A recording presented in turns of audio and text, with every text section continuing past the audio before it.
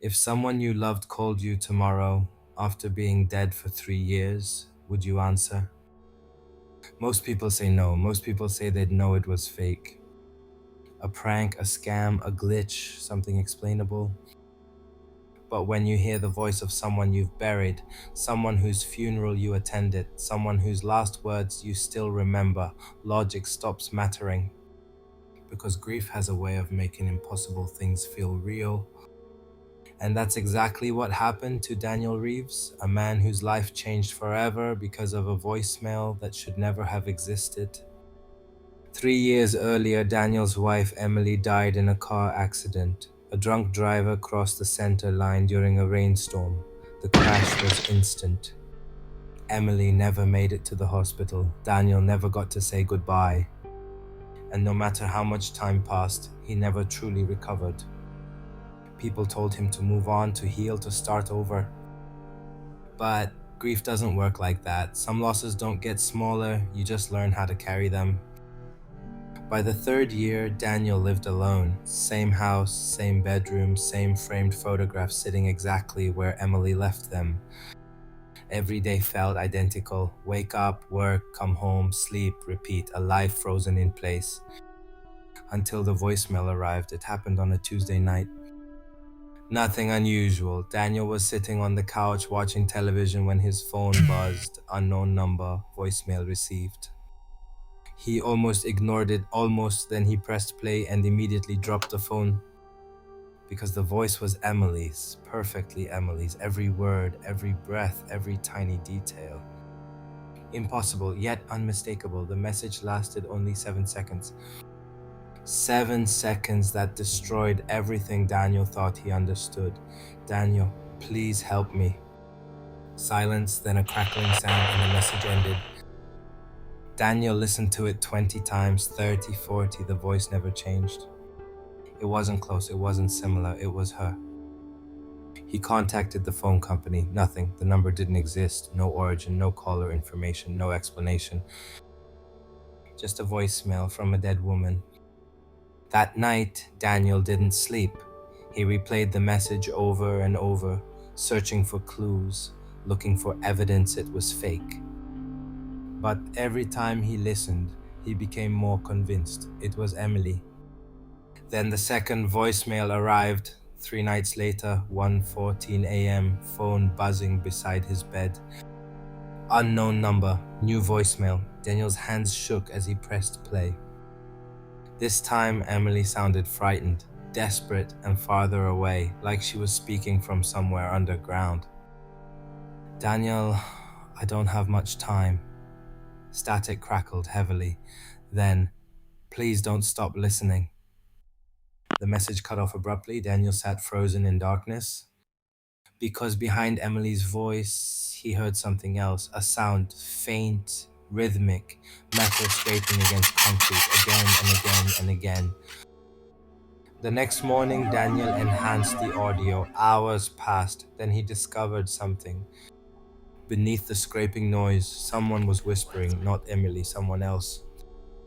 The voice repeated the same phrase over and over, too distorted to understand, but definitely there. Listening to it made Daniel's stomach turn, because whoever it was, they sounded close, very close, almost like they were standing beside her. The third voicemail arrived 6 days later, and this one changed everything. Emily was crying, terrified, barely able to speak. Daniel, please. Heavy breathing, then, it's not letting me leave. The line filled with static.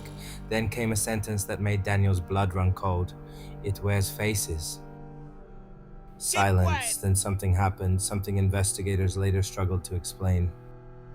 Because another voice suddenly entered the recording, a male voice, deep, calm, and completely emotionless.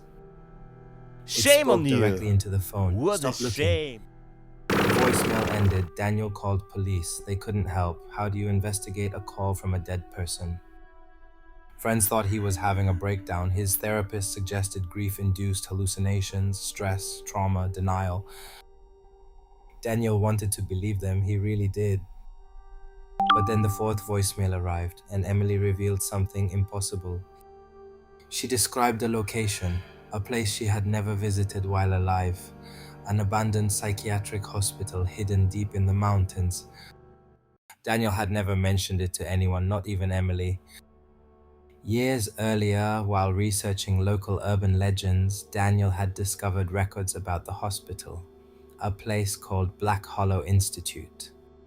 Closed since 1978, forgotten by almost everyone, yet Emily described it perfectly. The rusted gates, the collapsed roof, even a hidden service tunnel beneath the West Wing, details she couldn't possibly know. And at the end of the message, she whispered, "I'm there." Daniel left the next morning. The drive took 6 hours, rain followed him the entire way. By sunset, he reached the mountains and eventually the hospital. Black Hollow looked dead, decades abandoned, windows shattered, walls crumbling, nature reclaiming everything. Yet the moment Daniel stepped inside, his phone rang, no voicemail, an actual call. "Unknown number," Daniel answered. Static exploded through the speaker. Then Emily's voice returned, terrified, screaming, "Don't come down here!" The call disconnected, and somewhere beneath the building, a metal door slammed shut. Daniel followed the sound. Deep below the hospital, he discovered the service tunnel Emily described. A tunnel that shouldn't have existed because official blueprints never mentioned it. The tunnel descended far underground, far deeper than the hospital itself. At the end sat a steel door covered in scratches, thousands of scratches, like someone had been trying to escape for years. Daniel pushed the door open and found a room. A massive underground chamber filled with telephones, hundreds of them, thousands, covering every wall, every surface, old rotary phones, payphones, cell phones, devices from every era, all connected by black wires disappearing into darkness. Then every phone began ringing simultaneously. The sound was unbearable, deafening. Daniel staggered backward, and that's when he saw her, Emily, standing in the center of the room. She looked exactly the same. Same face, same smile, same eyes. For one beautiful second, Daniel believed. Then she blinked, and her eyes remained closed, too long, much too long. When they opened again, something was wrong. Emily smiled wider, wider than humanly possible. And behind her, other figures emerged from darkness. People, hundreds of people, all wearing familiar faces. Faces stolen from memories, faces belonging to loved ones, missing children, dead spouses, lost parents. And every one of them smiled.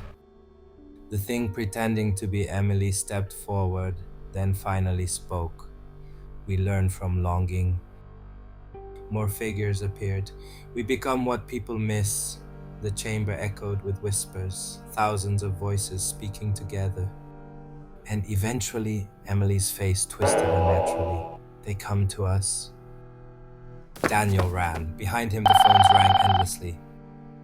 Voices called his name, Emily's voice, his mother's voice, friends, family, everyone he had ever loved, begging him to come back. He never looked behind him, not once. Police later searched the hospital. They found nothing, no tunnel, no chamber, no telephones, just an empty building. But Daniel kept the voicemails, all four of them. And according to digital experts, every recording contains something impossible, a timestamp.